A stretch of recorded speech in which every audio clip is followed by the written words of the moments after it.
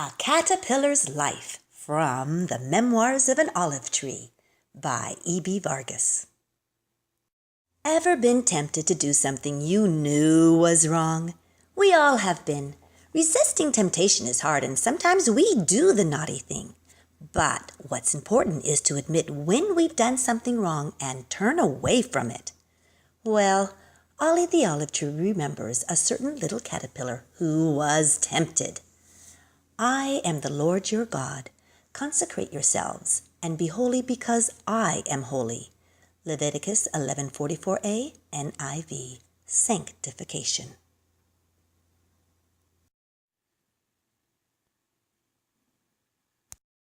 The little girl sipped milk from a plastic teacup. She was sitting in the shade of an olive tree. Tea parties with her teddy bear were becoming a delightful habit. But when her mother called, she left the cookies on the picnic blanket outside. This was just the thing to catch the attention of a certain little caterpillar. "I wonder what chocolate chip cookies taste like. I'm telling you, these leaves are getting boring," complained Lars. "Silly! Caterpillars are supposed to eat leaves, fresh and healthy, not cookies," scolded his sister cat. "Remember what happened when you nibbled on that boysenberry pie? You had the worst stomach ache and even turned purple." "Well, the pie came highly recommended by the ants," retorted Lars. Indeed, any leftover crumbs from the little girl's tea parties would bring the ants out in full number, racing eagerly along. But it was the cockroaches that seemed to have the best time. They would actually enter the home of the little girl for food and laughs every night. Lars complained, "A caterpillar's life is not good. I want to party it up, raid houses, and do whatever I want, just like the roaches." "Nonsense," Kat continued. "You're a caterpillar. Caterpillars chew on leaves all day. It's just what we're meant to do." Lars was not convinced. Grumbling, he went to sleep that night on the leaf he was destined to eat for breakfast the next morning. But by the light of the moon he awoke to the sound of clicking. There they were, a gang of roaches all dressed in black leather jackets, ready to invade the house next to the garden. "Come on, Lars, don't be a nerd. Join us," dared a cockroach. "Cat will never know. You'll be back by dawn." Lars looked at Cat sleeping. She sure could be a pain sometimes, and now was his chance to join the cool gang. Maybe he could even get his own black leather jacket. Yes, he would do it! Lars inched his way up to the windowsill and was soon in the forbidden kitchen. This was the life! Salami and pickles and sticky lollipops. Anything and everything a very hungry caterpillar could want. Lars munched away. Every once in a while, a sour burp would try to warn Lars against overindulging. In those moments, Lars would pause. But then his eyes would see a piece of chocolate cake or a slice of Swiss cheese. Lars let temptation win. "You're okay, Lars," grinned a cockroach. "You could be one of us if you just got rid of that sister of yours. You could lure Cat into the compost bin where eventually the leaves rot. The gang would be ready to knock down the lid so she would never bother you again." Huh? What were they saying? Sure, Cat seemed a pesky know-it-all at times, but he loved his sister. Suddenly, a light in the kitchen came on. "Eek! Disgusting cockroaches! I'll get you yet!" The mother reached for the poisonous spray. "And if not me, then I'll call pest control in the morning."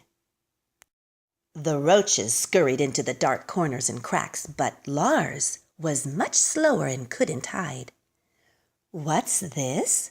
What's a caterpillar doing here? Poor little thing, you're lost."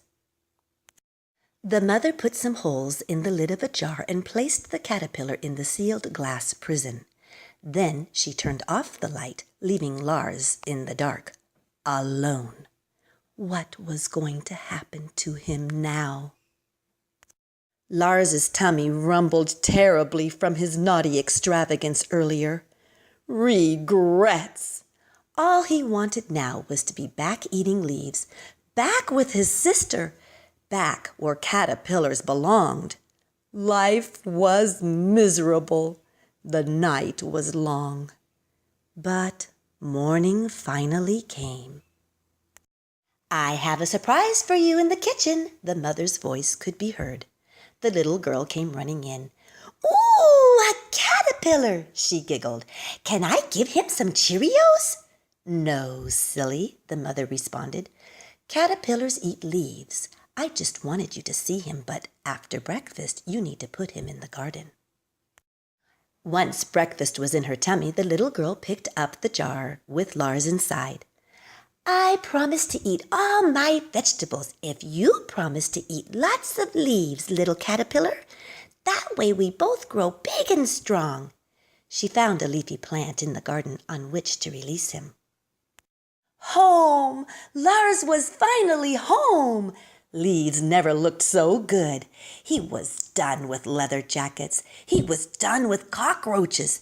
He was done with eating the wrong things and even done with complaining. He knew he was to munch away on leaves. For how long, he didn't know. He munched and munched till he actually burst out of his own skin. What he now had on was cooler than leather. It was a clear jacket.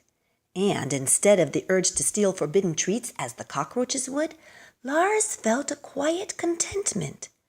"I think I'll just rest for a moment," he thought. Soon he was fast asleep. Lars slept for almost 2 weeks. When finally Lars awoke, boy, did he need to stretch. His new jacket felt tight. Pop! In stretching, Lars ripped the jacket. Phew! Where was his strength? He needed to rest a bit more. Then stretch! More jacket popped open, followed by more resting.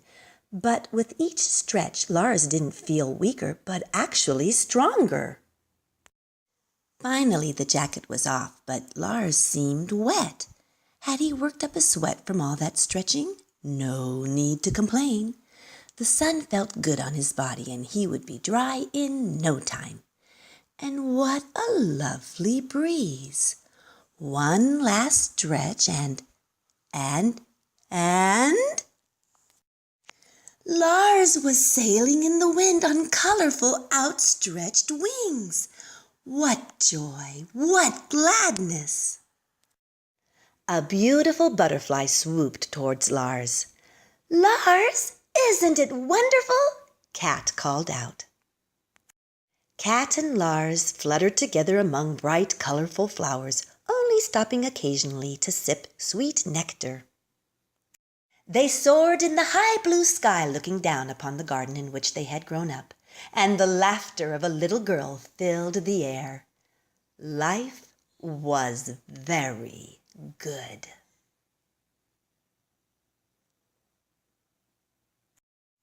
Visit memoirsofAnOliveTree.com. Enjoy the entire series, including easy-to-read explanations for children, lesson plans for teacher, parents, crafts, games, songs, and more.